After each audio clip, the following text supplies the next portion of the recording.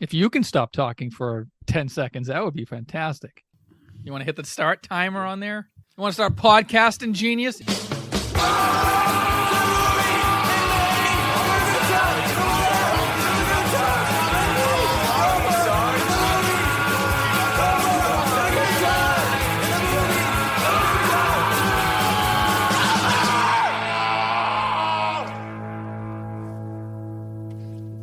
Hey, Biff. Hey, Dave.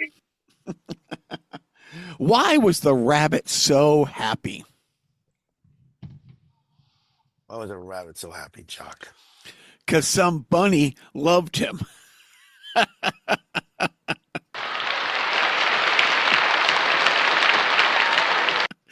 Bunny, Lord. Good Lord. Because it's Easter Good time. Lord. All right. Good Lord. Here's a better one. Here's No, one. it's not going to be better. No, it's much better. It will not be better. And it's much more your speed. Hey, Biff. Is there boobs involved? What is the difference between Jesus and a hooker? What's the difference between Jesus and a hooker? The hooker doesn't stick around after you nail them.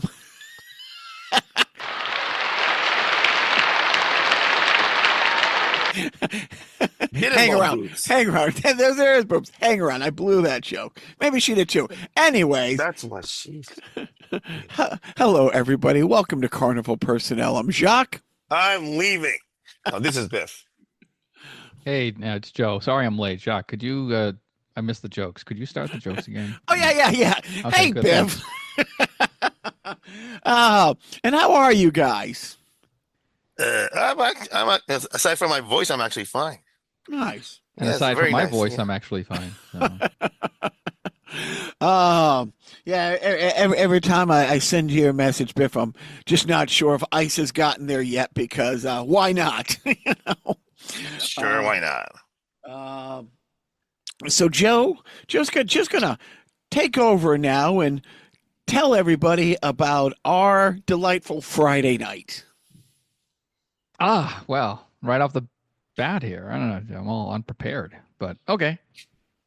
Jacques invited me, or actually bought tickets for me to go see up in Portsmouth, New Hampshire, our usual comedy venue, McHugh's Comedy Club at the Roundabout Diner. This last Friday, it was headlined, but there were three comics headlined.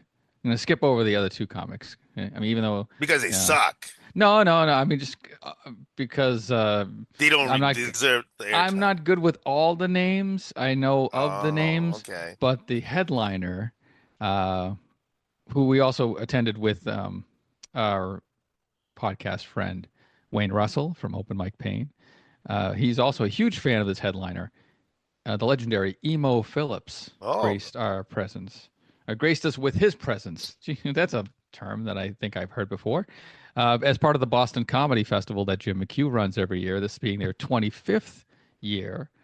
And and Emo was in the area for two nights, Friday night in Portsmouth, Saturday night at the finals in Somerville, Massachusetts, right outside of Boston.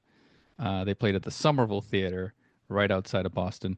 And we didn't go to that, but Friday night was great because we got to and then see Emo Phillips, and B, help out a friend in need because Liam Hales, who runs the show, was under the weather, and we kind of gathered our forces to help set up the place that wasn't quite ready for us. That's another story.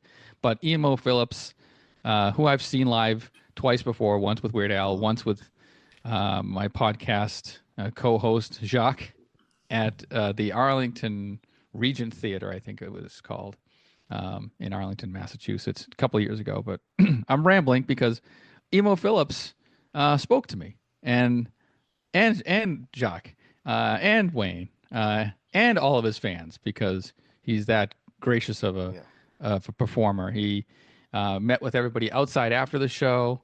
I'm not going to go over the details of his great show because I mean, come on, it's Emo. Of course, it was great.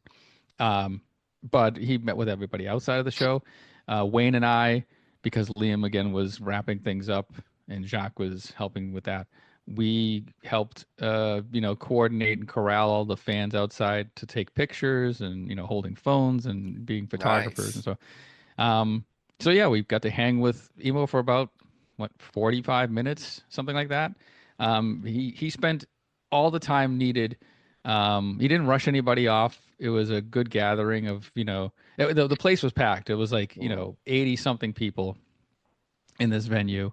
And, but about 20 or so of them decided to stick around after the show to take pictures, have autographs signed by Emo. Nobody asked me for one, but that's fine. We get them next time.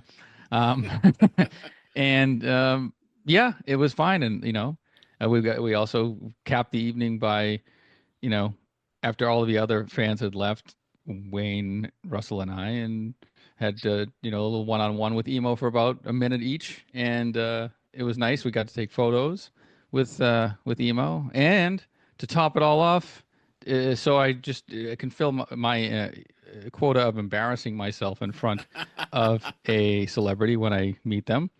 Though I missed that opportunity with Henry Winkler. I don't think I embarrassed myself enough.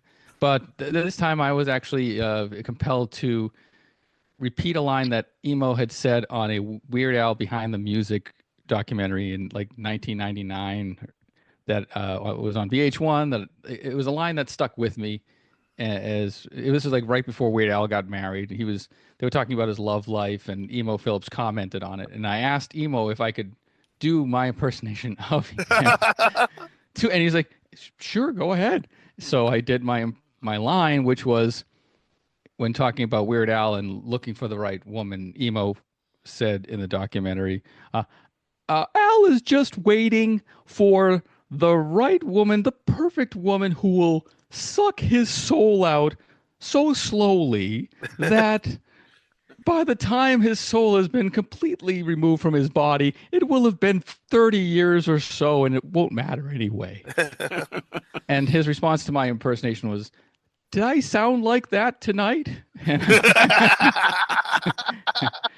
So, yes, very gracious. So is Emo a Boston comic or Chicago? Okay, interesting. I always want, because I saw him in the streets of New York once, a long time ago, like 25 years ago. So I was wondering if he was actually a Boston comic, or where you. It's hard to tell where he's from with his routine. Right, the land of Lincoln. Yeah. So I guess the question I would have probably asked him was that there was do you guys know his coffee enema joke? Like, it's like, I can't start off a day until I had my first coffee enema or something like that. I can't remember the exact delivery, right? Yeah. But then like years later, I don't know, maybe 7 or 8 years ago, I saw one of these things on my, feed about this coffee enema, like it's a real thing. So I would have asked him if he actually pursued these people. Oh yeah, I'm familiar with the coffee enema phenomenon because I'm a Howard Stern listener, and his co-host Robin Quivers did that, and they talked about that a lot. Yeah, that's like it's a I do know it was a real thing because it came through on my feed, and so I would have asked him. He's like, "Did you pursue kind of rights for this after you saw them steal your idea from your joke?" So that would have been my question, I think. Yeah, it was great because I knew it was a small venue, and because it's a venue Joe and I work all the time, and that Wayne works all the time, that we would get to at least say hello and meet him at one point. But it started off really great because he specifically requested this one comedian who was this year's lifetime recipient at the Boston Comedy Festival for Lifetime Achievement, a guy named Ken the Viper Rogerson. And he came up through the ranks in Chicago with Emo before they both did come to Boston. So Emo is a Chicago comic, but he did spend a good deal of time in Boston as well, which is how all the people here know and love him. And by all the people, I mean the upper echelon of the comics, which we'll talk about the after party in a minute. But so we set up the room, and Wayne, Joe, and I had these nice this high top table in the back. It's a small club right in the middle. It was perfect. I actually went out into the dining area because it's a function room and a diner. And the two guys who were going to be, or the one guy who was going to be performing, Ken Rogerson, was sitting at the booth, and I sat there with them. And then the other guy, a guy named Joey Carroll, who is Emo's chauffeur basically for the week, another friend of Jim McHugh's, had been doing comedy 30, 35 years, a great guy, walked in with Emo. And so they just sit in the booth, and now and I get introduced as, oh yeah, this is Jacques. He's, a comic who works with Jim a lot. And to be introduced to Emo as a comic was, it was almost. It's almost like being introduced by Lenny Clark as a hockey player. Well, in 2004, I'm standing in my office in Santa Monica, and we were doing a project. We were doing a police project. And the guy from Universal, who probably our biggest client, walks in with Stuart Copeland. Oh, right, yeah. And proceeds to introduce me to Stuart Copeland as another drummer. Yeah. It's why? What? No, you don't do that. But then there was the show's getting ready to start. And the other two comics go into the room, and it's just me and Emo standing there.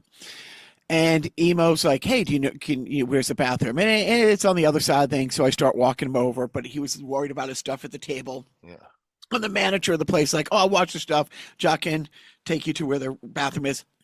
I mean, there's no green room. It's a makeshift club in a function room, So I get back to the table, but as I'm getting back to the table, I text Wayne and Joe, and I'm like, "Get out here, come into the dining room." Yeah. So when Emo comes back, we could be having a conversation. Yeah.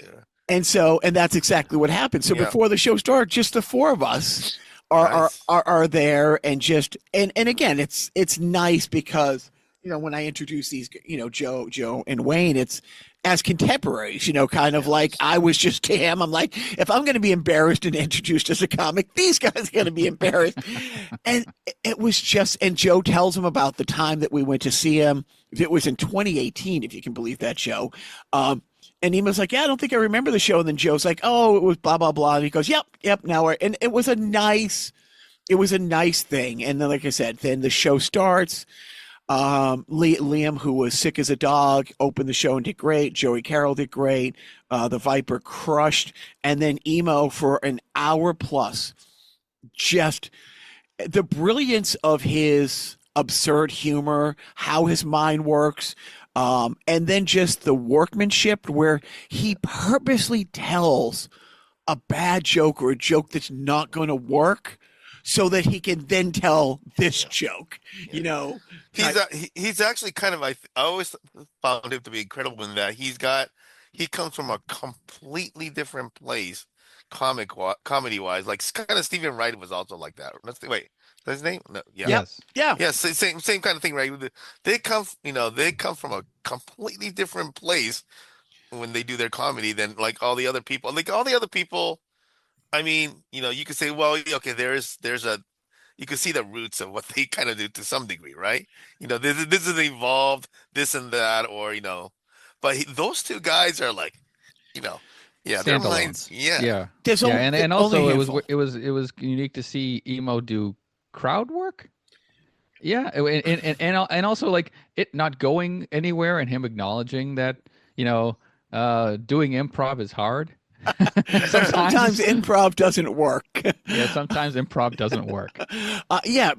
Biff, to your point, they talk about it takes 10 years for a comic to find their voice. Yep. And look, yes, I'm a comic. I'm a working comic. I have like 10 paid gigs this month. So that's great. But I am in a category within a hour radius of where I sit right now, 50 other comics doing it better than me, talking about my wife and kids. There are only a few people out there. I mean, just a handful of people who their jokes are only funny if they say them. Mm-hmm. And Stephen Wright, like it is his delivery and his voice. It's Emo. there's, like I said, there's a couple others out there. Look, I love Bill Burr, but Yeah. like Jim Gaffigan could do Bill Burr's material. It'd be a little different, Yeah. but it wouldn't be like you can't tell an emo joke No, no. I mean, yeah. I mean, that's the thing, right? And it's the same thing. Yeah. I mean, that's the thing that always amazed me about Emo Phillips. Like, his mind just works differently, right? Yes. And he's done great show. He walks away, and then he goes and does an encore, and he tells. I think it's my favorite emo joke. I think it's everybody's famous emo joke. You know the joke, Biff, where he sees a guy who's going to jump off the Golden Gate Bridge, Oh, and I he do. I do know that joke. and he Yeah. goes to talk Yeah. him down. Down. I Yeah. think he's behind Biff right now, actually, in the Yeah, background. actually, yes. And that joke is akin to the aristocrat joke in a sense where it can be a 10-second joke, 15-second joke, or and I've seen him do a 10-minute version of that joke. This night, it was about a 2.5, 3-minute version of the joke. And it's one of those things where if you're trying to get like, well, how many laughs per minute does he get? That joke is a 3-minute joke Yeah. with no funny until the punchline. But that one punchline at the end of 3 minutes is worth 25 laughs along the way. And the first time you hear that joke, you don't see it. Yeah, we need to post that on the link. Post that link Yeah. on the promo, right? I will. Yeah. And So that's your night just sounds so much like the late night like I had last night where I went to this metal show. Yes. And then but I wasn't really interested in the main act, but so the band I went to see was a band called Hanabiye, which is a all girls. I don't know what I call their music. They're kind of like a um kawaii death metal. It was like if baby metal was a little bit raunchier and death metal-ish, that's as close as they come, but they play their own instruments. Anyway, one of the opening act was this kind of more of a grindcore band called Crystal Lake. And so I went to the merch booth after the show because I left early. I could go to the merch booth, and then the guys from Crystal Lake were there. So and then I went up, and they were nice, and they were taking their time with every person. They were chatting with them, and and then taking photos with them and everything like that. And so when I go up to them, they were so happy that I went to and spoke to them in Japanese because I said, "Hey, Oh. this probably gets exhausting after a while." I said, "Oh my God, you have no idea." It's like, Biff, so that's awesome. exactly like that. No, Exactly I like mean, that. absolutely 100%. I mean, they must have just been thrilled to have somebody talk like Japanese with them. I mean, that is seriously, man. That is really. Now we know how Pink Lady felt when they Yes. were with Jeff. Oh my Yes, God. yeah, because when I met Jeff, and You started speaking Japanese to him, and then it just brought back the PTSD of his career being flushed down the What's Jeff toilet. Altman doing? I haven't seen him around in a while. He did a podcast a little while ago that yeah, that we heard where it wasn't Gilbert. It wasn't. it could have been like maybe the late night one, like the Johnny Carson one. That was years ago, though. I want to go check that out. No, but circling back to emo, it's like we have this moment.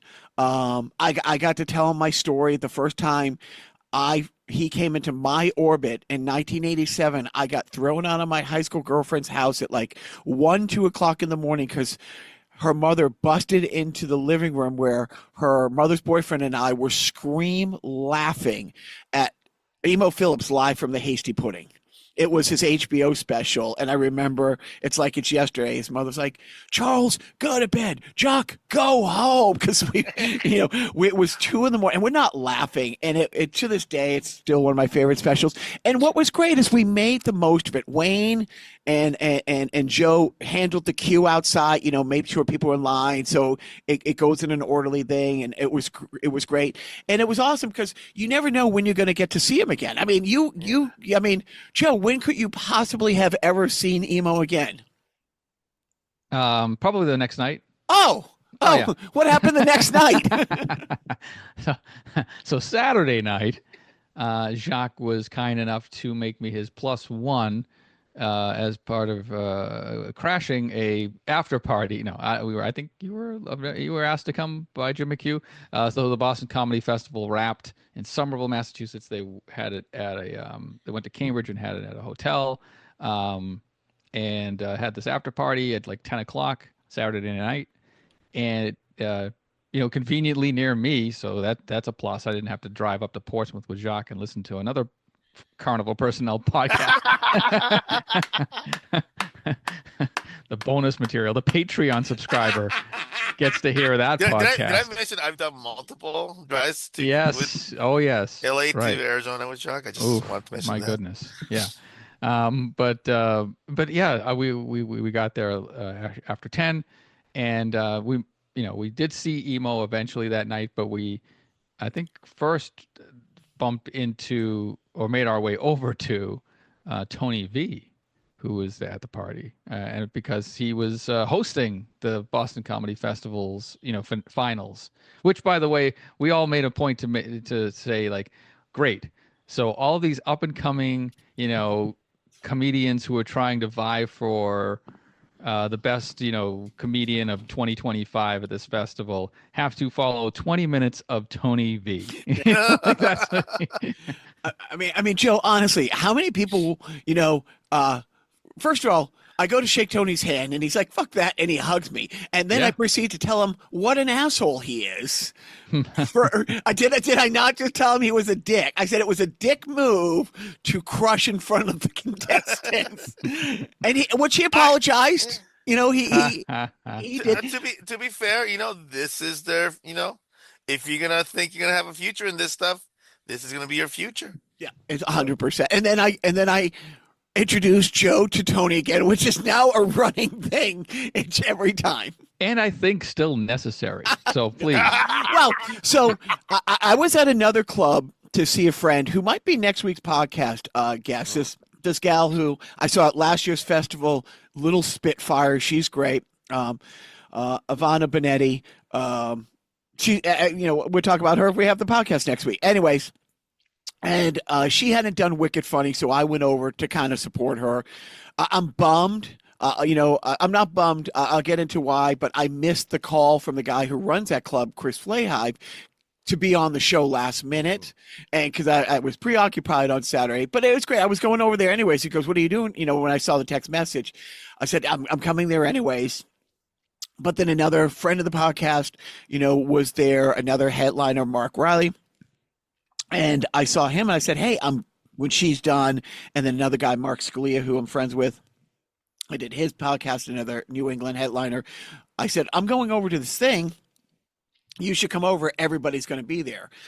And then driving there, Joe and I get the phone call from Mike Katrobis, who's a big texter. I don't talk to Mike on the phone a lot, but I text 20 times a day. But he was working. He works. He's in the union, so he does a lot of the sports stuff, like setting up the audio. So he was working the Bruins game, and he goes, "Are you going over?" I said, "I'm just parking now. Come on over." So Joe was my +1, but I invited but it was great because that's what McHugh wanted. He wanted as many people in comedy. Right. Yeah. And Jim McHugh was there, and he was, very nice to us. And, I'm going to get to that in just a second, Joe. But we get there, and it's Joe and I are walking. How novel for Jacques to be cutting other people off. No. This is his story to tell. I'm just joking. As Joe and I are walking up, they have these party buses lined up because it's prom night, and we see 50 prom kids coming out. God. And just, I mean, with Jacques dressed in a gray hoodie with a Hello Kitty T-shirt, hovering over high school girls. It's just and then me with and then a white van with no windows. Look, it says 500 feet from a school. If the kids from the school happen to be at the hotel, it doesn't violate the order. I think they were older, weren't they? I couldn't tell if they were high school or college. That's how old I'm getting now. I know you guys are older than me, but I've not felt that way before. No, and I don't know how to handle handle it. Yeah, you are at that age where you are completely invisible to them. Yes. God. I mean, I was invisible to them in high school. So don't worry. So, but we get to the elevator, and again, it's all like kismet, where the guy who is Emo's friend, who Emo specifically said, "Hey, I want Ken on this show," who I just spent the night before with. Joe and I, were with Friday night, who I've done 2 shows with in the last month. Who got the lifetime? We're riding up the elevator together. So, and then we all walk in the room kind of together, and it was great. Everybody's there, but Jim specifically comes over, and Jim and I are talking about some people who are there, and then Jim turns to Joe unprompted and just begins to tell Joe how much he enjoys Joe on this podcast. Yeah, it was nice. And then, of course, my initial response was, and then he says something similar or similarly complimentary about my being on the podcast again. And then my autistic brain goes, "Hey, stupid, he's giving you a compliment. Maybe you should reply back with the common English phrase, 'Thank you,'" which I did. And it is so much fun because as much as Joe sometimes poo-poos, like he's part of the scene, there isn't a comic who I work with pretty much, that I work with on a regular basis, because then Mike Katrobis is there, and Mike Katrobis makes a comment to Joe about, "Why do you hang around with him?" to me at one point, which, dude, Biff, it was one of those really fun nights because there's a younger comic who's in Mike Katrobis' world who I'm really good friends with, young kids, like 25, 26, and he's gay. He sees the other guy that I invited, Mark Riley, who has a great podcast. He's the guy, Mark Riley, who I also invited. He has that Chirping Zebra podcast. He was a 30-year ECHL and AHL, IHL official. Yep. He did a few NHL games, but he's the one that had Derek Sanderson on when I got Mark Stewart, I think, right? Paul Stewart? Paul Stewart? He had Paul Stewart. He had Paul Stewart's brother. Anyway, so he's about my height, but really in great shape, short hair. And I'm standing 30 yards away, and Zach notices him and goes, "Hey, who's that guy? He's really good looking."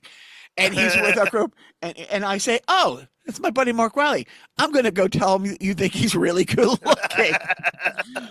So I walk over, and then I tell Mark Riley, it's like, "Hey, Mark, Mike Katrobis is here. I don't know if you saw Mike walk in. You should go over and say hi to Mike." And then I watch Mark Riley, who's a headliner, walk to Mike Katrobis, who's another headliner, and watch poor Zach just start, because he really thought that I went over and said, "He thinks you're good looking. You should go talk."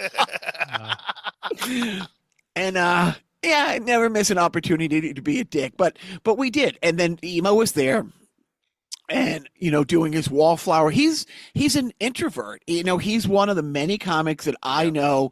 It's amazing. He's like Joe. He's like me to some extent. If I never had to leave the house, I might be the happiest person in the world. Like I could, You're praying for COVID-25. Oh, but it's amazing that Emo does the meet and greets after every show. Like in 2018, we could have gone, but the line was like 30 people long that night, and we're like, you know what?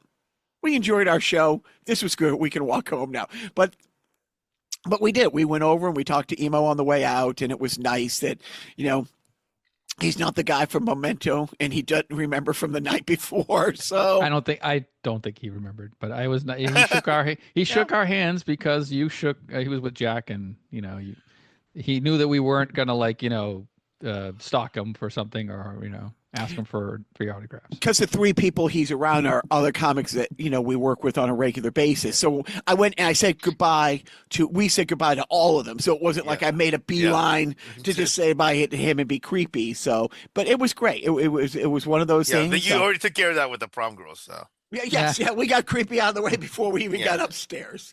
But it was a really fun weekend of gosh, this midlife crisis little hobby I've dragged Joe into with me is it has its benefits. Fun.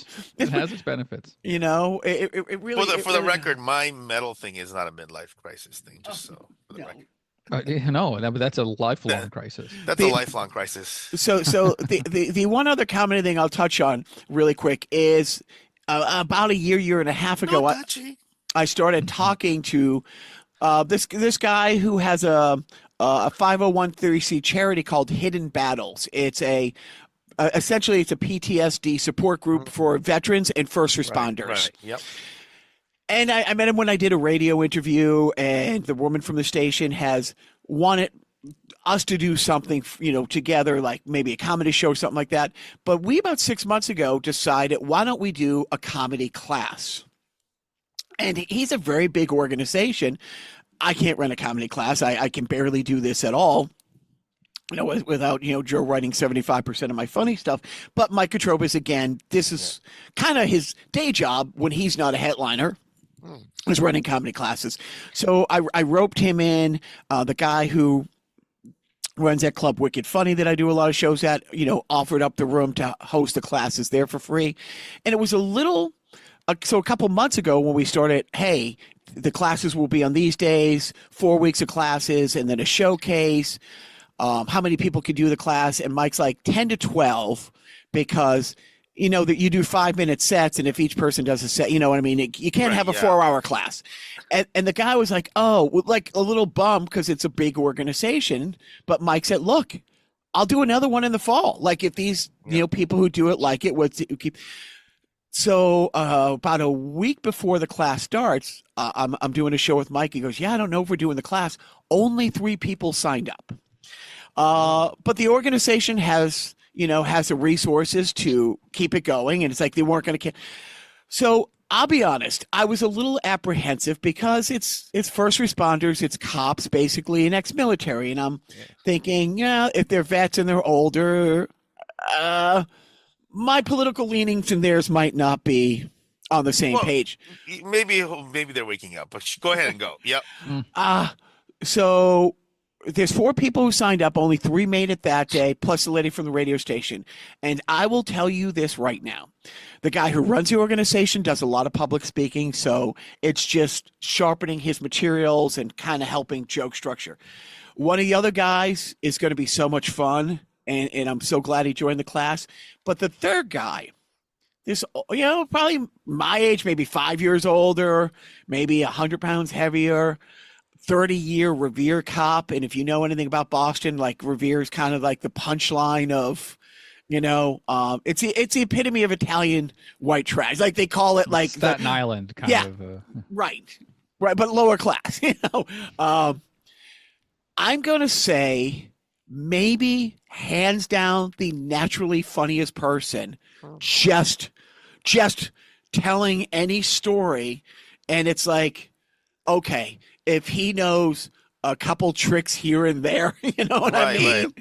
That if he got into this 10 years ago, he'd be a headliner in New England now type thing. And Right. again, it's a support group, and they're and these guys, they do a golf tournament every year, and they have a heckle hole. So they've been in comedy as far as that.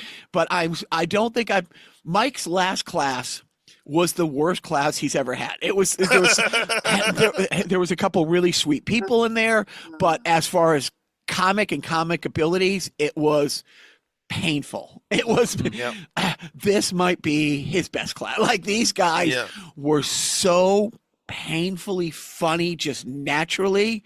It's like the first 2-hour class flew by, and I'm so glad Nice. that and it's one of those things. It's like I can put my stuff aside, when I volunteer for things, when we were doing the food deliveries and stuff like that, we volunteered to deliver food for people who signed up for this, not to judge. Well, they have a nicer house, they're scamming and they're getting this free food, or they have a Trump flag. You know what I mean? It was like, that's when we signed up to volunteer for this, we volunteer to take stuff from point A to point B. And that's what we're doing. So it's the same thing. So, it's been a really good couple weeks as far as that goes. And again, I said it to Wayne and I said it to Joe. I'm so glad that, Wayne and Anthony, that we're that close and we do a lot of shows together. Actually, Wayne and I have a show for his podcast this coming Friday. So excited about it. But the fact that, Yeah, this ride that I'm on wouldn't be a fraction as fun, truly, without Joe in the passenger seat, because we carpool to so many of these things together. And it is these stories are 10 times better because they're shared experiences, and it's somebody, especially with Emo. He's been on Joe's radar. Was UHF how he got on your radar? Pretty much, yeah.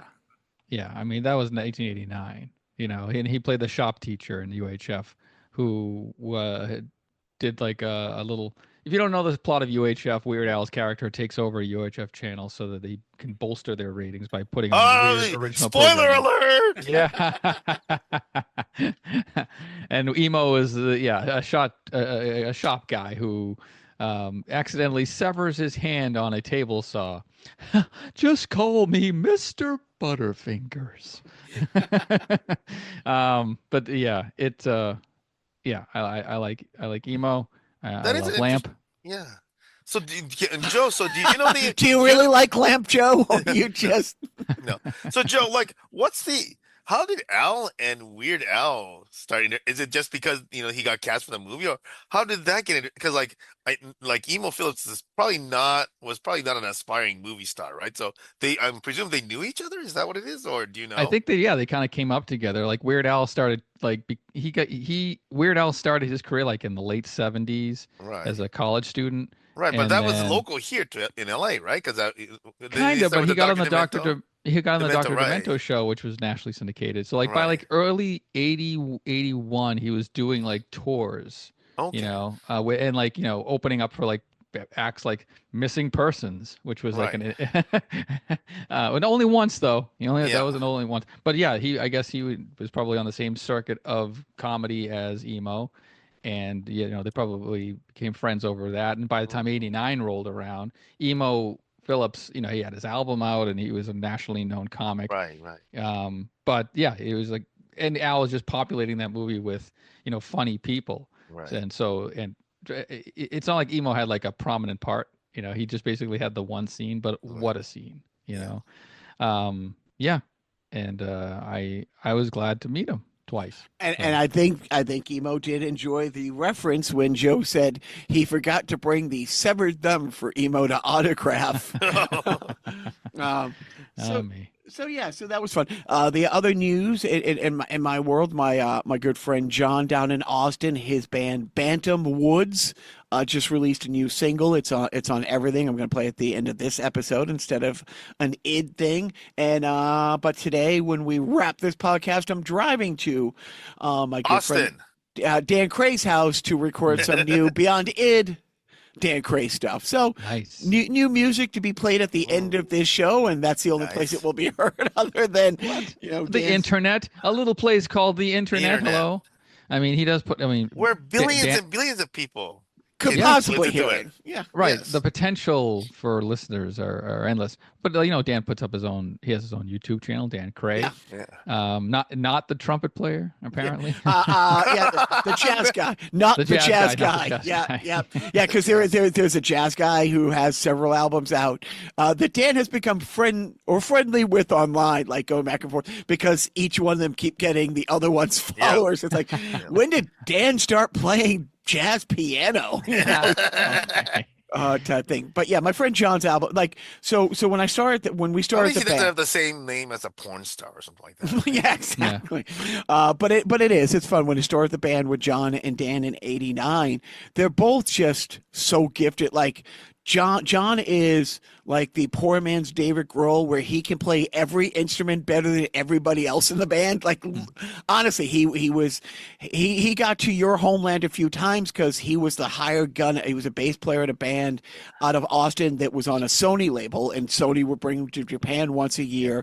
But he one of the reasons he left our band is because he wanted to play guitar, not be a bass player. And so Bantom Woods is his latest thing. Been together a couple of years. Really, really great. It's on the iHeart and the Apple, and which of course it's on Apple. He works at Apple, but then Spotify, and then excited about Dan stuff. But I didn't get to do the Wicked Funny because I was at the Hands Off rally yesterday, where there was zero cell service because there were so many people. Like the towers were just overrun. Management and I, and there was a twinge where, sure, we really support this cause, but is it going to rain and be cold? Because on Friday, the old saying, Biff, New England weather, if you don't like it, go fuck yourself. But it was 70 on Friday. Gorgeous. Sunny, great, perfect day to go to work.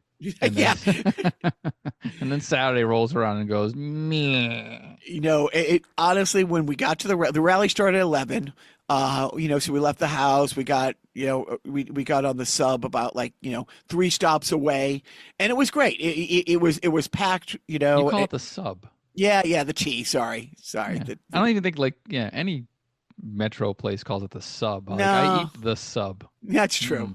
I want a sub now. So we got on the T, and it was great just talking to some people, fantastic signs and stuff like that.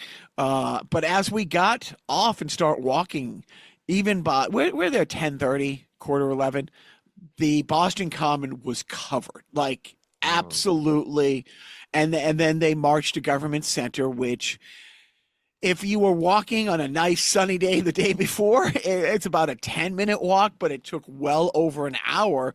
Just the bottleneck, which is a good problem. It was, I will say, and I told Joe, here is the one and only disappointing thing about the Hands Off rally in Boston on Friday. Saturday, thank you. The lack of young people. Yeah. It was all Gen Xers Yeah. and boomers, fighting for these kids' right to an education, my oldest kid worked, and it's like, yeah, I'm not, he only works 2 days a week. I was a little disappointed that our almost 15-year-old's like, nah, I'm okay with this. And I said, it's like, you don't have to, but you don't have much of a voice. You can't vote. And you keep complaining about all these things that are pretty awful. This is your one thing that you can do. Does any of this accomplish anything? No, it doesn't. There's not one Republican senator, congressman, or President Musk looks at these things and think, oh, these rallies all over the country, these people really hate me. I should grow a conscience. But the one positive thing is it makes you feel like you are doing something. It makes it feel like whatever little you can do to get your voice heard, you are. It makes people stay active. It makes people not just want to roll over and die, which Joe and I talk about wanting to roll over and die every fucking day. But it does also make you feel like, okay, I'm not alone in this. I might be wearing a tinfoil hat, but there's a lot of this tinfoil to go around. Right. But it does. It gives you a sense of community, and it gives you a sense of like, okay, there's not a lot I can do, but other than calling the Senate and the House, which I do every day, I do feel like showing that, that we're not going to stop protesting Teslas, which that is the only thing so far that has really moved the needle. that the stock is dropped. When you're done, I do have a Tesla protest story when you're done. Go ahead. But that's it. But that's why. But I did miss that call because you could get zero cell service, which was kind of a scary thing, because if there was one of those horrible, because Ellen asked as we were walking, and there's all these big high rises and apartments and balconies. Ellen's like, do you keep looking for snipers? And I'm like, and I wish she didn't say that, because I was, and I didn't want to say that. But these mass casualty events, I'm thinking, you would have nowhere to run. And if you did, the people that would get trampled because it was older people, Maybe it was moving so slow because of all the walkers. Slowing people down. We put them in the back next time. Anyways, poor planning. And not being able to get a call out. You know what I mean? It's like because nobody could get any kind of signal. But it was great to see. I don't know if they expected that many, but it was great to see that many across. And my sister She went to a local one, like a couple towns over, and she was glad that there was in a smaller town. I think it was Burlington. Same, they got like 10,000 people. So in the suburbs around, and I think they were trying to organize these in every state. I don't know how they went in some states, but I have seen New York footage and Portland footage. But it doesn't make Utah.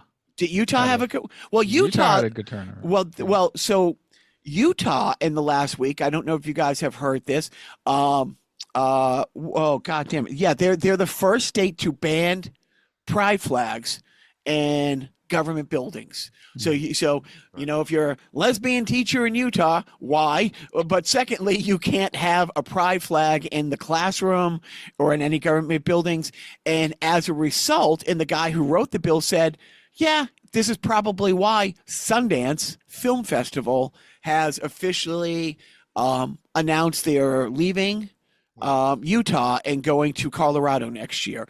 And the guy and the governor's like, they're going to regret it. They're going to get there and they're going to be like, it was better there. And they're going to want to come back. And we're not going to want them to come back. It's like, dude, say what you want. Like Sundance is a huge festival that's been going on for years. It's a week-long thing. It's big industry. It's big money. It's like, it's not just. I mean, like that's like the mayor saying, we didn't want their money anyway. Yeah, right. Let them have their pretty parties. And so that's where your voice does matter. It's so I will yield the floor now to Mr. Biff.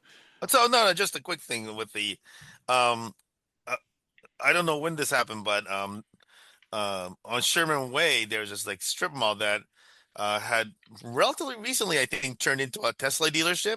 And so I drive by on the way home from playing Saturday morning hockey, and there's been spatterings of these protests there.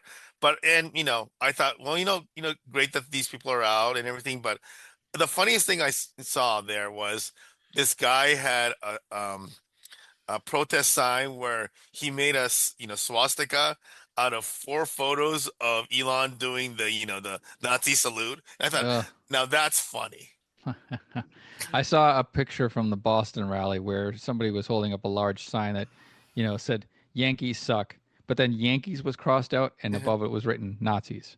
So that was a nice one. Now, to be fair, it's like we've come to a point where we actually have to state that the Nazis suck, because it used to be, on a daily basis. Yeah, there's a reason. The reason why they were the antagonist in like the Indy Jones movies and every World War II movie. So first of all, somebody has taken some artist, some genius out there has taken 4 quintessential Nazi people's photos and photoshopped it with Elon, Putin, Trump, and I forget the other one.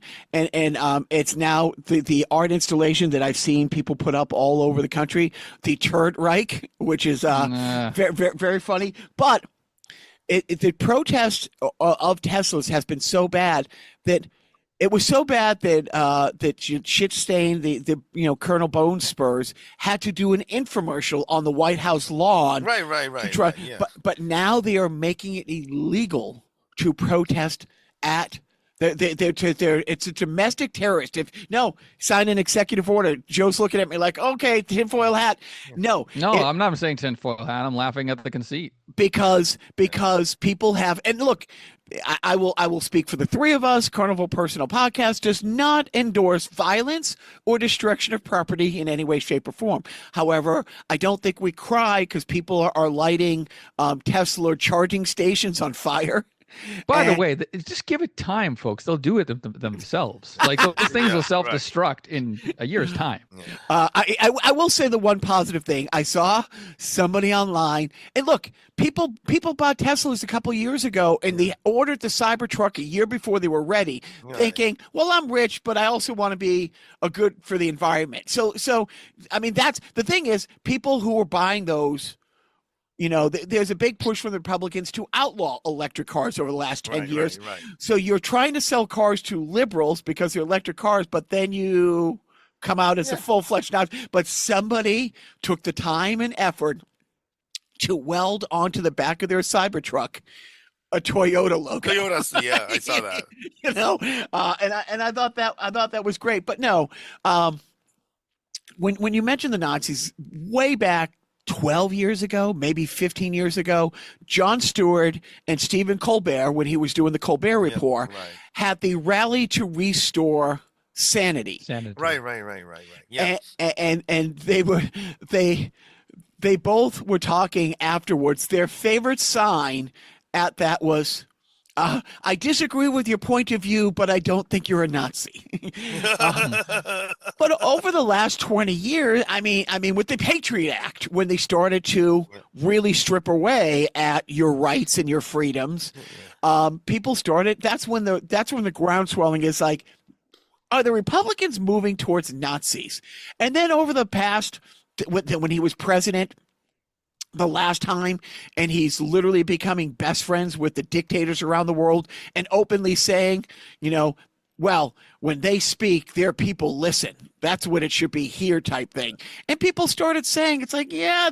And then when he, quote unquote, what is that term, Joe? Parallel thinking, he quoted passages from Mein Kampf and said, oh, well, those are independent thoughts. It's like he didn't. And then, right, there was a couple times in his last administration, he quoted Mein Kampf, and people like, well, I don't think he's reading Mein Kampf because that's a book. Yeah. So maybe he just got to it. But then we have the Nazi salute. Okay, maybe we misread the Nazi salute. Maybe we were jumping to conclusions.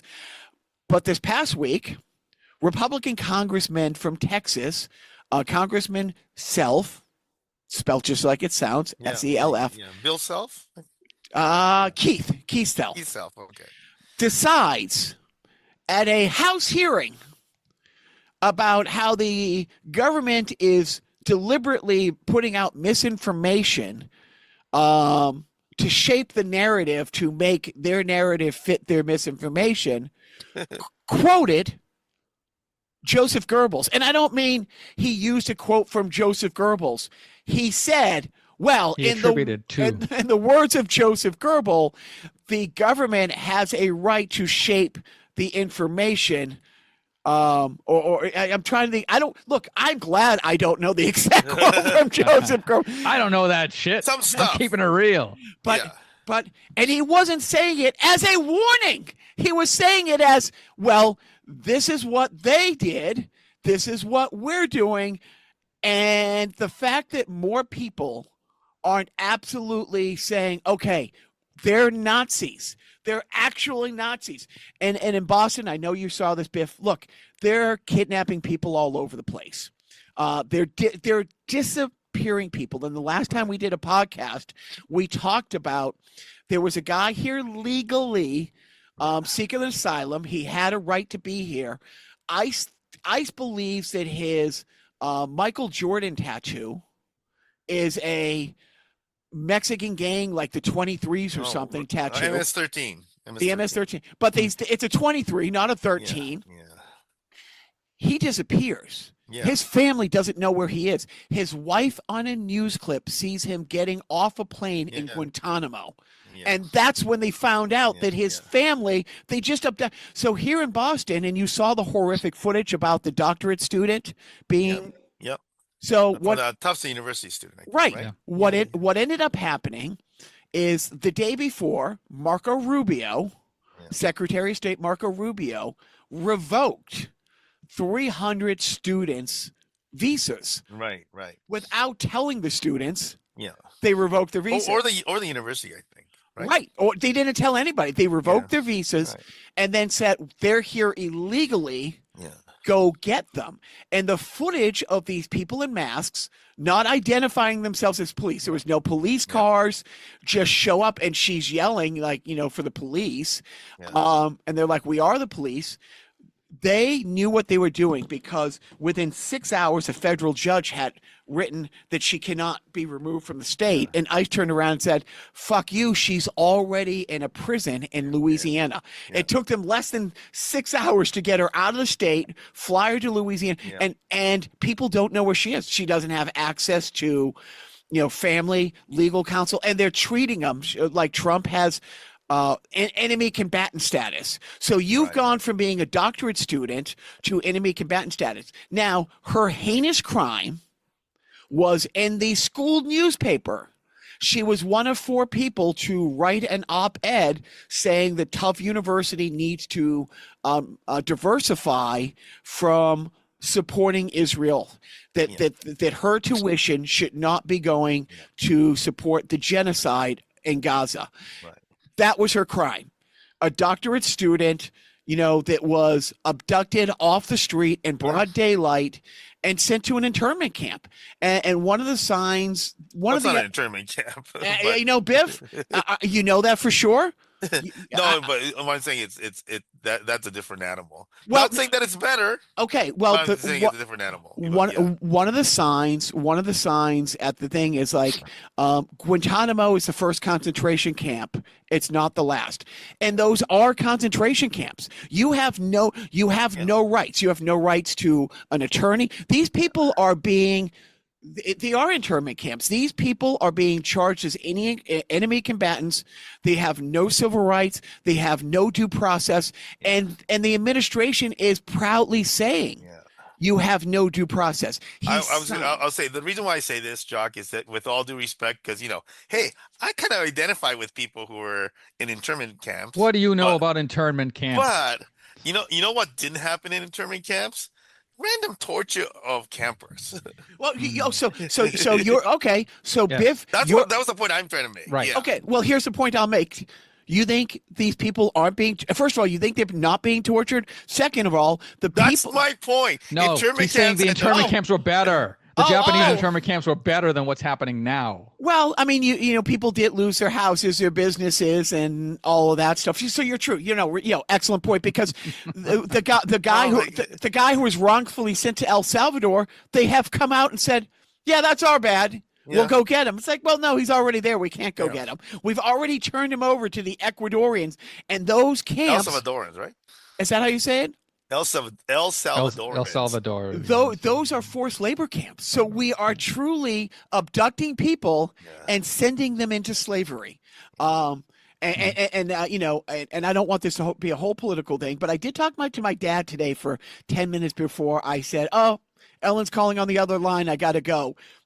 He was drinking all the Kool-Aid, trying to tell me that, yes, of course, that Greenland is the big issue of the day, and that we have to go take Greenland from Denmark because of our national security, like hook, line, and sinker. And then I did ask him, I said, so what is it that Canada did that was so horrible? And he goes, well, the terrorists. I said, okay. I said, Canada, if you're not following this, if you're not getting other news sources, is upset because your president has said we're going to make them the 51st state. And I don't know if you saw it, Biff. It's hilarious. It's fun. But the Mike Myers commercial. Right. Yeah.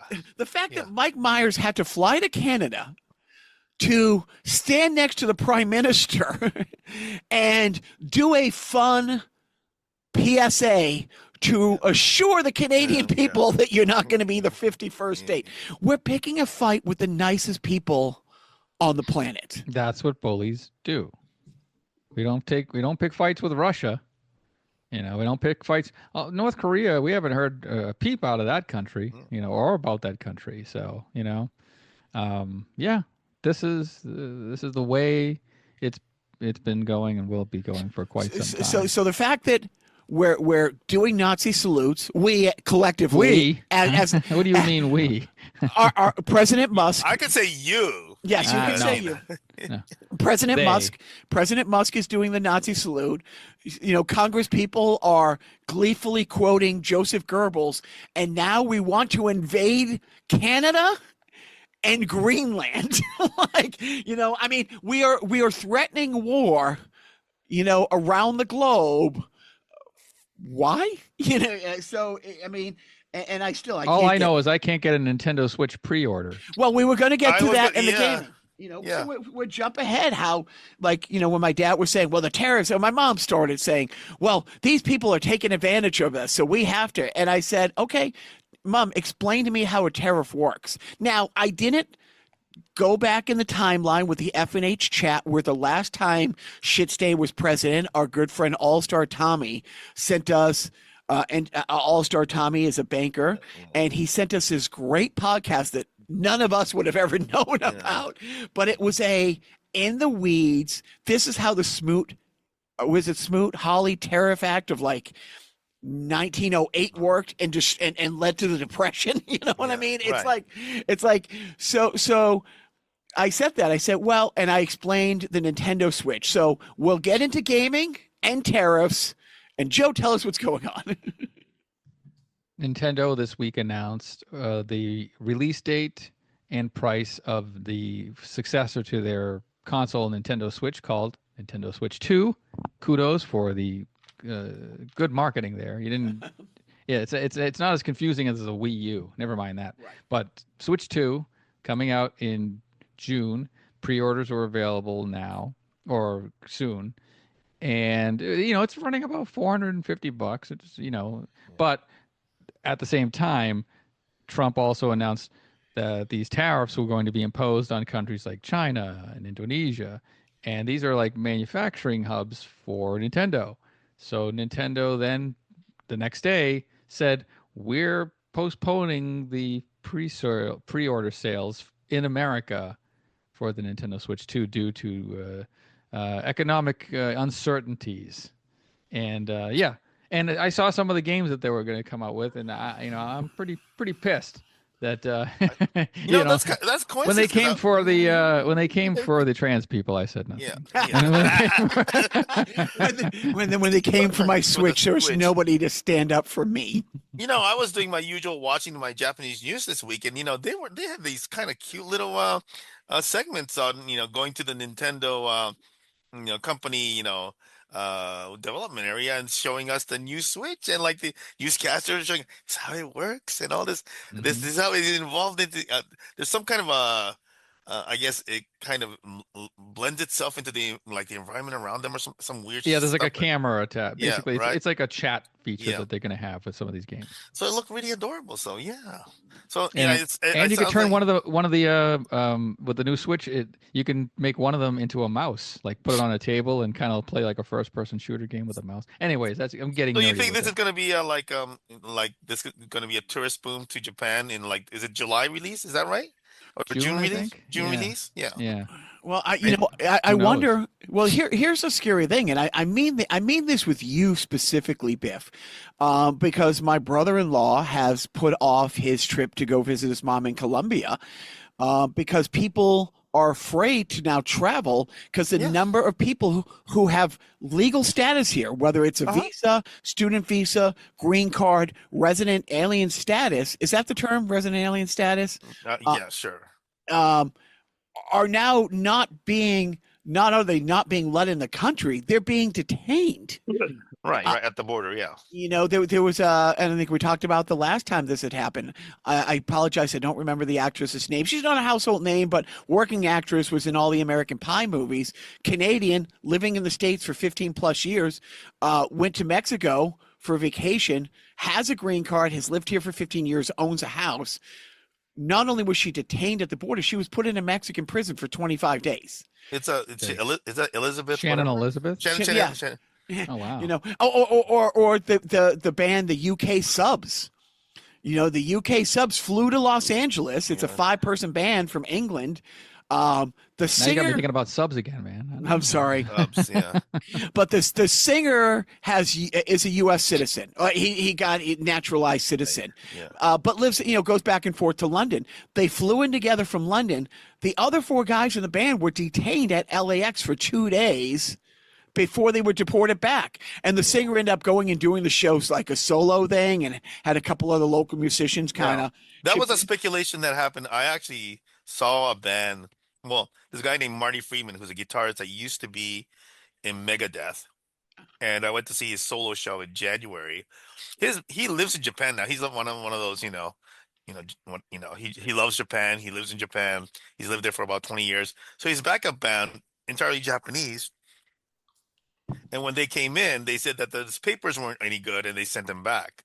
Now I don't know if it's tied to the same thing, but And it's so I saw him basically do the same thing. He's performed to say, "I wanted to showcase my band, but they're not here, obviously," and explain the whole thing. So and that's it. I mean, more and more countries are warning people to tour. Now, here's another thing, so we tie games into how this bullshit works. Let's tie the world of sports into this. The World Cup is a North American World Cup, and a lot of the first round games are being played in Canada and Mexico, but all the round of 16 games are being played in the US. yeah, More and more countries are issuing travel warnings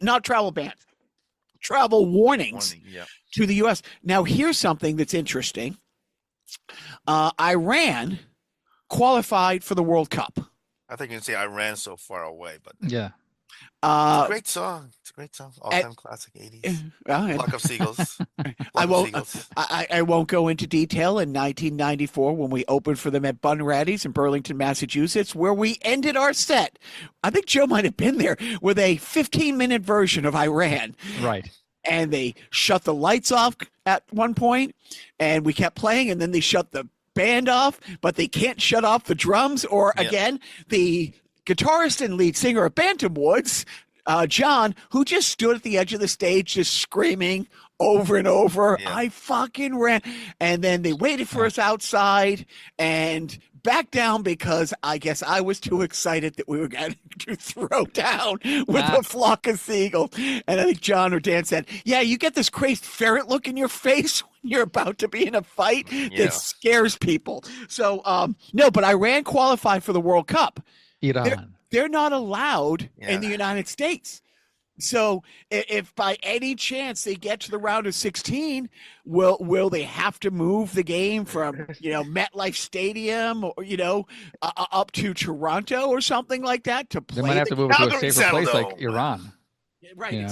Well, that's the thing. It's like people do, and what I keep wondering what the tipping point for people is. What again, one of the great signs at the rally yesterday was they just deported your 401k. The stock market has taken such a hit. My parents don't need their Social Security. They're in that group of old people who have good retirement and all this stuff. Yeah. Until now, it's like until it hits home. A state of Florida whose number one industry is tourism. Well, if people aren't traveling, in the same thing in California, the reason Disney can jack up the prices so high and price out Californians is they get so much international travel. It's such a tourist destination. But if people aren't traveling here, or if people aren't going to be traveling, if all the college students who have visas to be here decide I can't go home for summer break, I might not be able to get back in, and now all of a sudden airline travel goes down. I mean, how much? So Tesla missed Q1 by 13% this year, and that's devastating them. That's only 13%. How much travel does the state of Florida have to lose before people in the state of Florida are like, well, what the fuck are we doing? I mean, what is the tipping point? And it's all about economics, that either people won't travel here because they're afraid and then stop buying airline tickets. And at what point does that trickle into people having more layoffs and all that stuff? Anyways, that's into the weeds. Joe,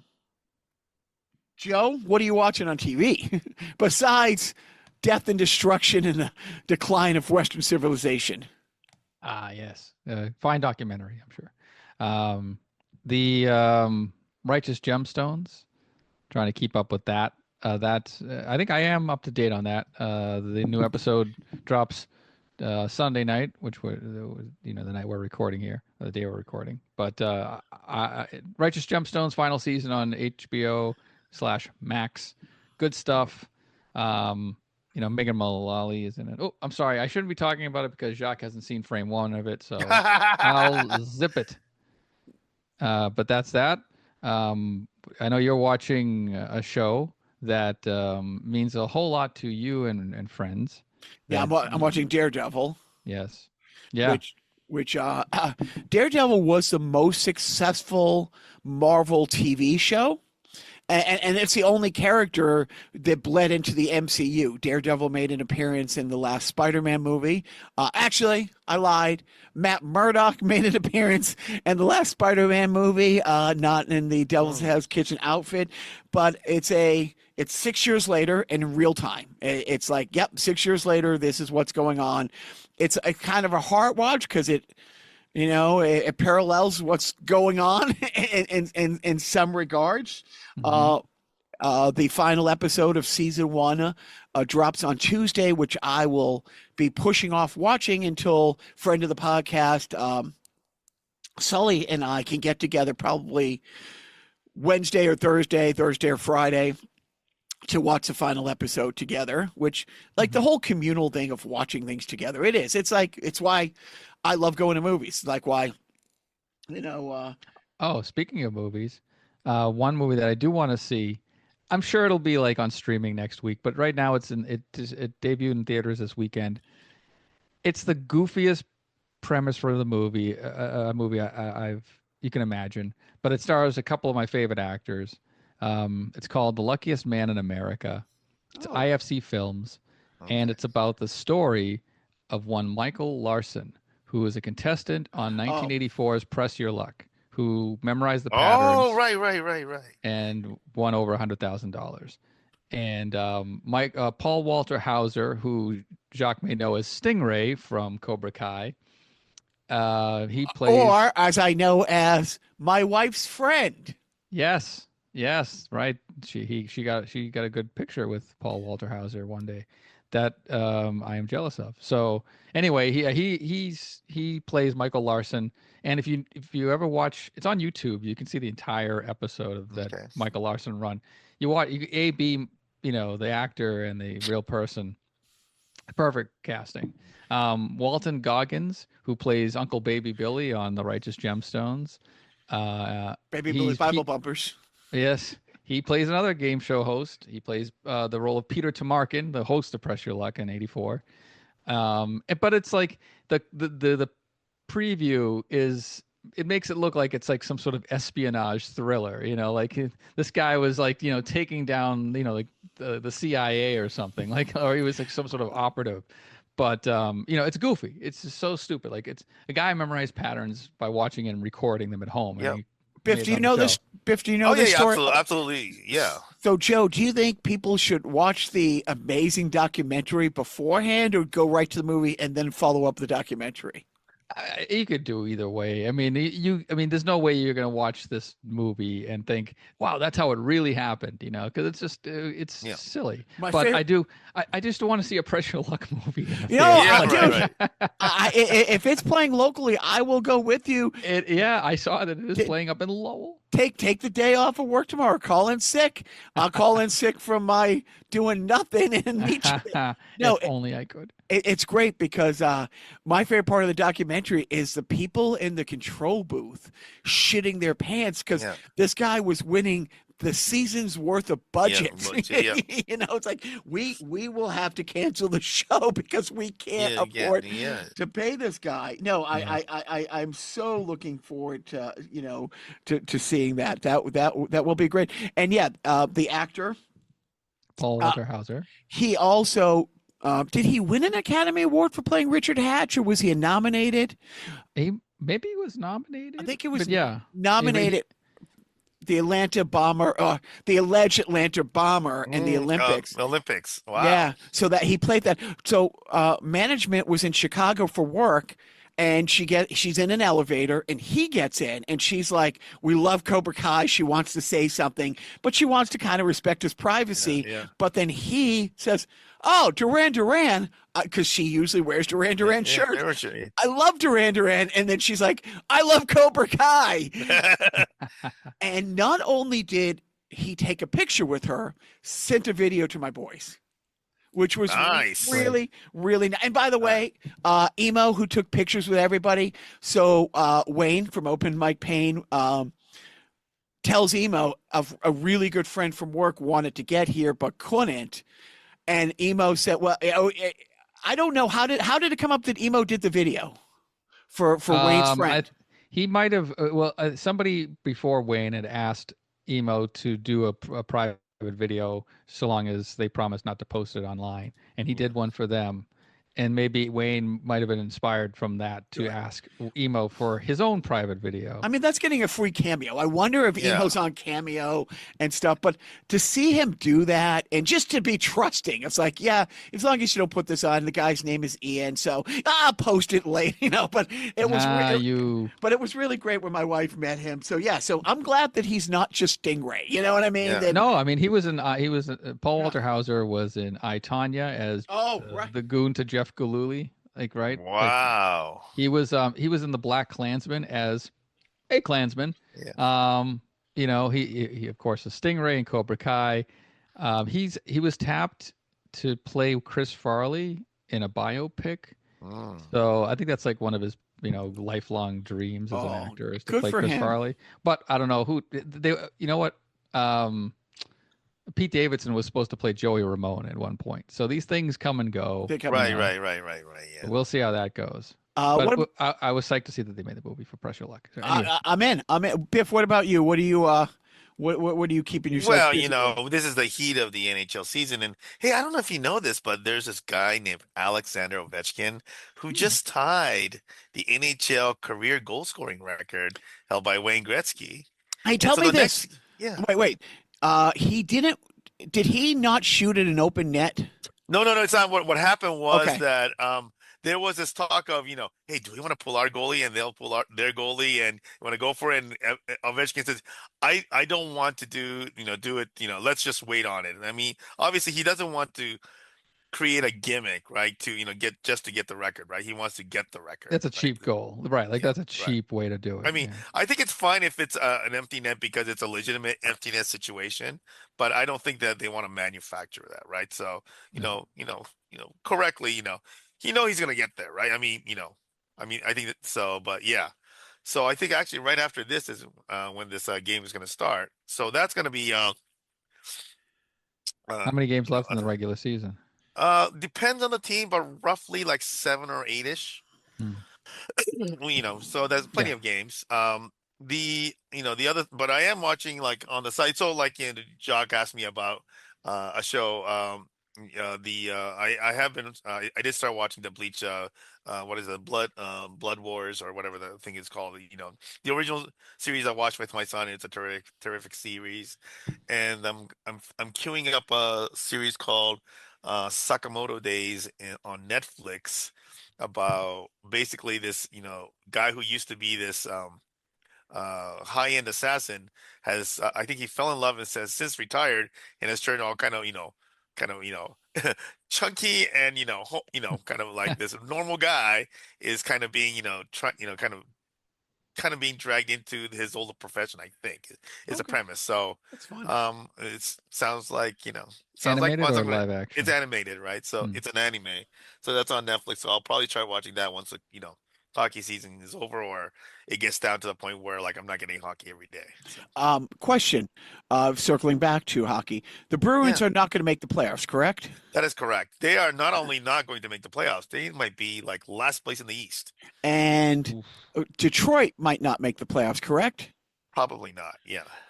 Do you know the last time that the Bruins and the Red Wings did not make the playoffs in the same year? Both of them. Oh, it's been a while. Probably about.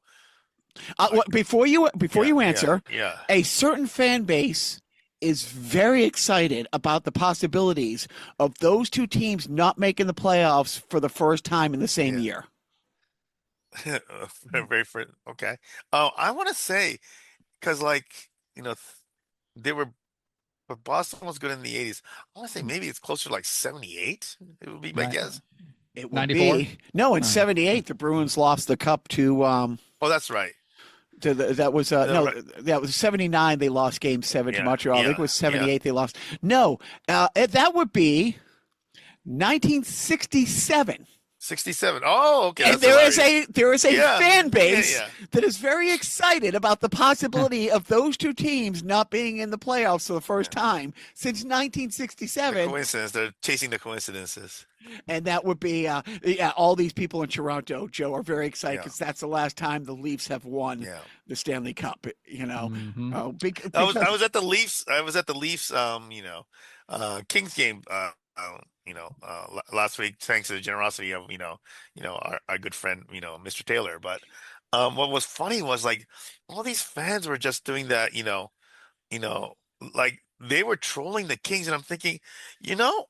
I think this is why, people hate you. It's like, dude, you guys haven't won squat. None of you have seen your team won a championship. We have.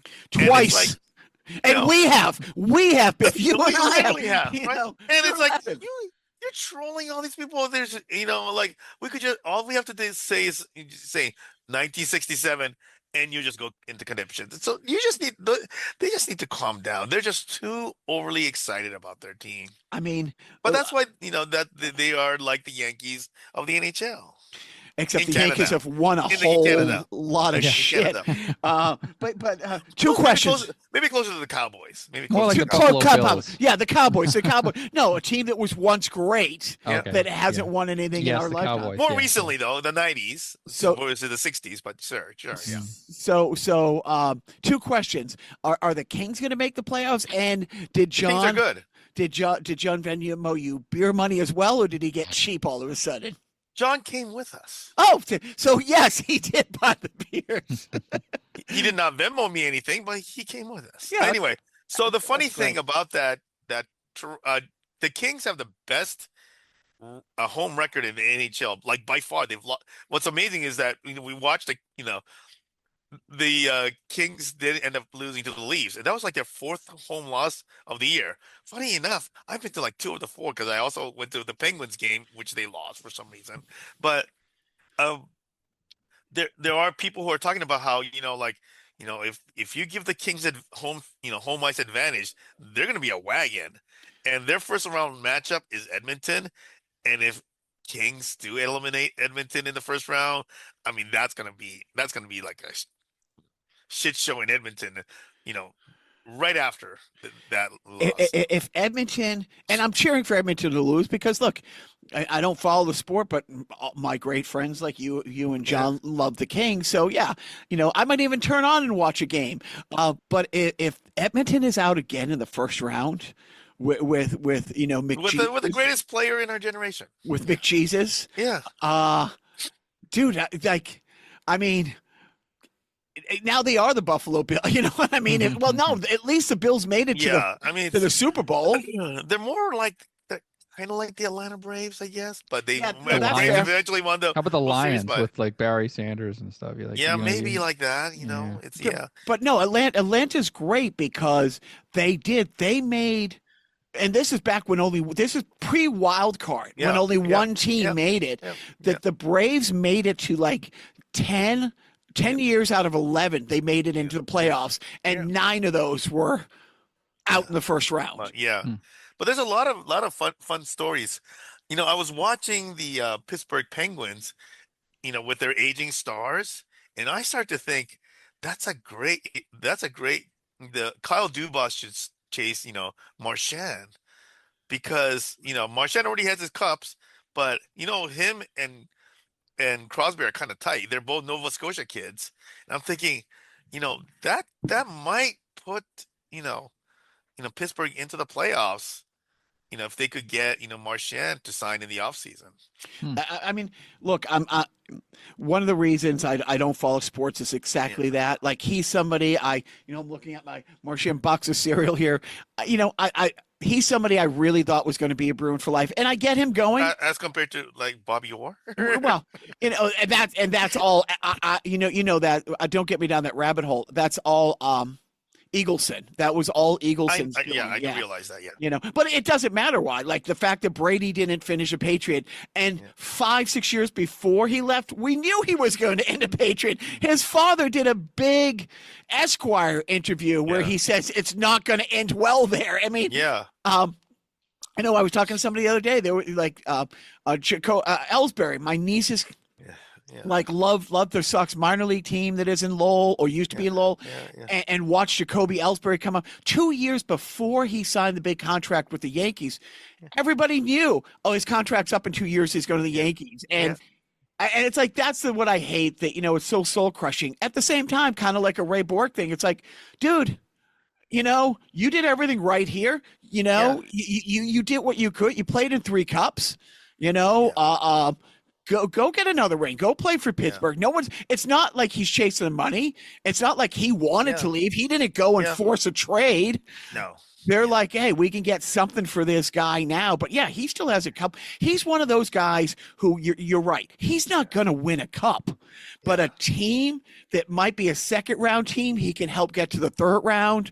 A third round team, he can put over the top. Like he's that piece at this point in his career, second, third line guy who can who's great on the power play, who's a great penalty killer. Yeah, I wish the best for him. Okay, wrapping it up. You guys got any parenting tips? The last time we chatted, Biff, you were going to talk with your son about 401s. How did that conversation go? No, actually, we had to put it off because of stuff that happened on my end. So we're gonna try to do it like either later today, or I'm taking tomorrow and Tuesday off. So maybe tomorrow or Tuesday, we'll try to wrap that up. So. See, if Biff lived here, he's taking off tomorrow. We could have gone and seen the Pressure Luck movie, but no. Well, what about you? I actually had to request this time off like 4 weeks in advance. So. Well, so you knew the Pressure Luck movie was coming out 4 weeks ago. Absolutely. Good for you, Biff. I timed it. Oh, dear. So I could get the senior citizen discount on the matinee. I don't have a parenting tip. I'm parenting tip free. Sorry, America. So my parenting tip is last night, my 15-year-old, almost 15, he's 15 in a couple of weeks. I forget what he saw online that, either Elon or Trump had done or said, and he wanted to share it. And I put up my hand and said, I don't want to hear it. Like, if you're going to be a sideline warrior, if you're not going to be involved. And he's like, well, I didn't want to go. It was going to be an all-day thing. I'm like, yes.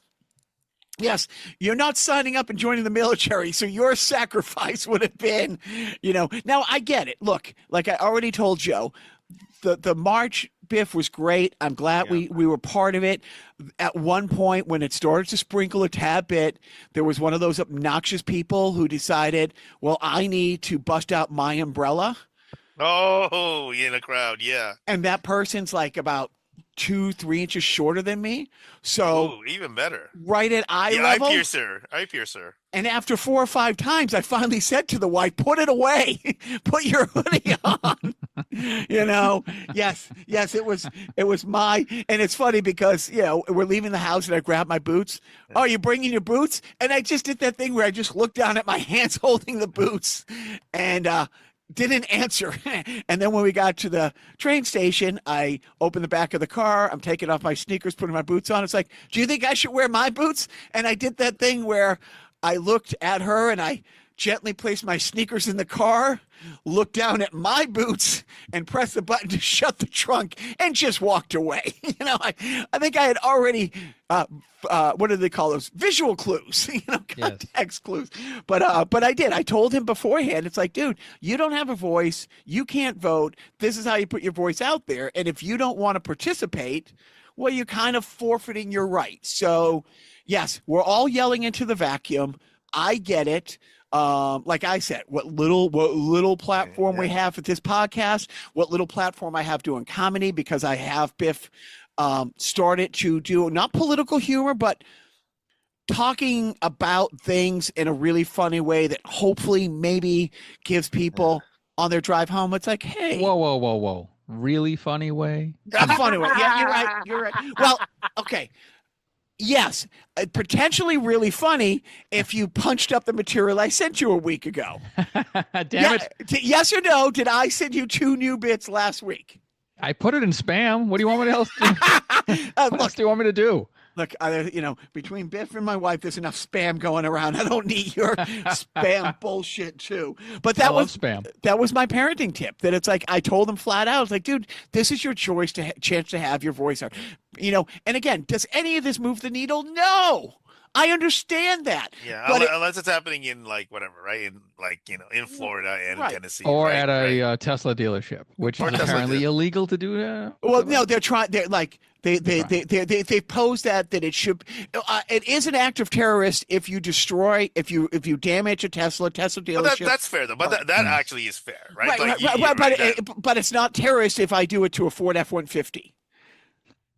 Yeah, right. Like that's the thing. If a Ford F-150, has a Trump bumper sticker, and I smash it with a baseball bat, which again I would not, and I do not advocate that. But that's not domestic terrorist. But if you do it to a Tesla, then it is. What I'm saying is that because like we did have that, kind of like the ALF adjacent, ELF kind of a guy that went around dealerships and, started torching cars and dealerships in the dark of the night in Southern California, probably like maybe 15, years ago or so, maybe 20 years ago. And, that's an act of terrorism. So, I mean, fair is fair, right? When you start destroying properties, right? Right. But my whole thing is if you're making it for just Tesla only. Yeah. No, that's ridiculous. Right? Now, on the other hand, you really shouldn't do it to an F-150 because most likely they have a shotgun rack. So buyer beware. But yeah, that was my parenting tip. I told them beforehand that it's like, dude, if you don't want your voice to be heard, then I don't want to hear your voice. So he was a little taken back by it, and it was kind of a dick move on my part, and it was just symbolic. But shocking that you would pull a dick move on your own child. Dude, you know what? You've never done that before. Hey, it starts in the home, Biff. It starts in the home. Never done that. Yeah, and then you're surprised when they kind of pull a dick move and you get called in to the school again. It's like, where did they learn this? I have no idea. If they're pulling a dick move as a civil act of obedience, and I am, we will go to fucking Chuck E. Cheese and celebrate, motherfucker. If you really don't want your voice to be heard, come on this podcast as a guest. Yeah, that's right. That's right. Oh man, talk about yelling into the void. But we all have fun here. I like these are like little audio diaries, that our families can look back upon when we leave. Like we're leaving our mark, one podcast at a time. So Jacques, I think I take it you're done. Yes, it's some would call it audio diarrhea. What we do here. Not me, of course. I would never. I'm part of this podcast. Why would I insult my own podcast in such a fashion? Anyway, we do have fun here, despite all the hatred and violence and awfulness that goes on around us in the modern world. But we soldier on with comedy. So again, thank you to Jacques for putting together the emo encounters this weekend for Wayne and me and so many other friends. And Biff, it's good to see you as always. I'm glad you're feeling. I guess I don't know. You're kind of under the weather, but you're not as bad as you maybe once were a couple of weeks ago. So I mean, I'm gonna call that a win or a plus. I don't know how math works, so whatever. That's just making stuff up. Who cares? But that's the end of the show. Tune in next week to see if we have a guest. This is a freewheeling here. This is like improv. This is like jazz, man. This is not like we don't have a structure. We don't abide by a schedule. I mean, this could drop on a Wednesday for all we know. Who cares? Listen free or die. That's my motto. That's the Carnival Personnel Podcast motto. I think listen free or die. What? We'll put a pot of coffee on and we'll workshop that a little bit later. So yeah, I mean it's been a wonderful week, and I don't know. I think I did a pretty good Emo Phillips impersonation. It's one of my okay voices. I don't normally compliment myself on anything, but I think I did an okay job. He did chuckle when I did the emo wood line to him. Like he did laugh at it. So he laughed at his own line. That's anything. He didn't punch me in the face when I did his voice to him. So that was nice. He was quite the gentleman, that Emo Phillips. So yeah, I hope he comes around here next year. I'll be bummed I won't be able to. Weird Al's coming to town in July, but I didn't buy the tickets when they went on sale, and now they're like $400 a piece. So fuck that. Like, yeah, you can go on StubHub and check it out, see what's available. You'll be surprised, my friend. You'll be surprised. But he's here for I think 2 nights. Anyway, I'm not seeing him this year, so But you know what? I'll go a little later. And we'll see how that works out. I mean, he's only going to live forever, as am I. So it's an eternity to spend with Weird Al and the artists that I enjoy. But I don't know if there's anything else to talk about. I think we're done here, folks. So from all of us here at Carnival Personnel, I bid you a fond adieu. And if you've lasted this long listening to the podcast, you have the patience of a saint. And don't forget,